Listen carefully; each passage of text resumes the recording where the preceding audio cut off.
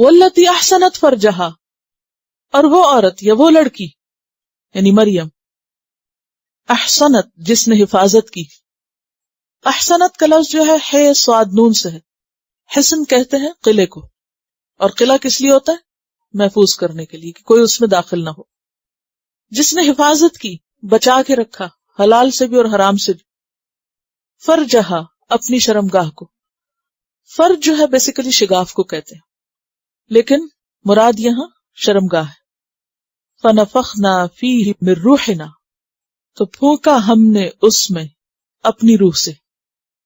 ہم نے اور اپنی روح، اللہ تعالیٰ نے اپنی طرف کیوں اس کو نسبت دی؟ حالانکہ جبریل علیہ السلام آئے تھے، سورۃ مریم میں گزر چکا ہے. جبریل علیہ السلام جب حضرت مریم کے پاس آئے اور ان کو کہا کہ میں اللہ کی طرف سے اس لیے آیا ہوں تاکہ تمہیں ایک پاکیزہ لڑکا عطا کروں، اور پھر ان کے اوپر پھونک ماری اور اس سے حضرت عیسیٰ علیہ السلام کا حمل ان کے پیٹ میں ٹھہر گیا.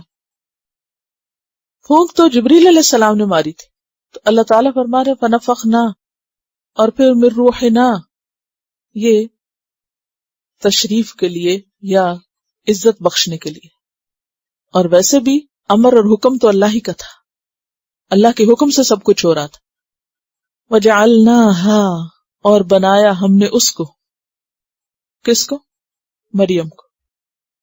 وَابْنَهَا، اور اس کے بیٹے کو. کون؟ عیسیٰ علیہ السلام. کیا بنایا؟ آیتن، نشانی. مریم علیہ السلام ایک نشانی تھی اللہ کی. کیسے؟ جب ان کی والدہ نے ان کو اللہ کی راہ میں وقف کر دیا اور وہ ہیکل میں ہوتی اور زکریا علیہ السلام ان کی کفالت کرتے، تو ان کے پاس کیا پاتے؟ وجد عندها رزقا قال یا مریم انا لکی ھذا، کہ یہ مریم کہاں سے آتا ہے؟ قالت هو من عند اللہ.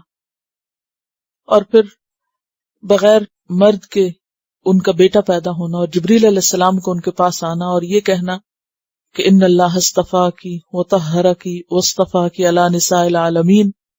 تو یہ سب چیزیں کیا ہیں؟ اللہ کے خاص انعامات ہیں مریم علیہ السلام کے لیے.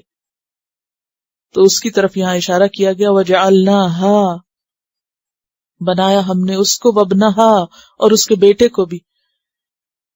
اور بیٹا کیسے نشانی تھا؟ بغیر باپ کے پیدا ہوئے، پھر بچپن میں بات کی، اور پھر اسی طرح اٹھائے گئے. آیت للعالمین، اور پھر قیامت کے قریب واپس آئیں گے. للعالمین، سب جہان والوں کے لیے، سب دنیا کے لیے.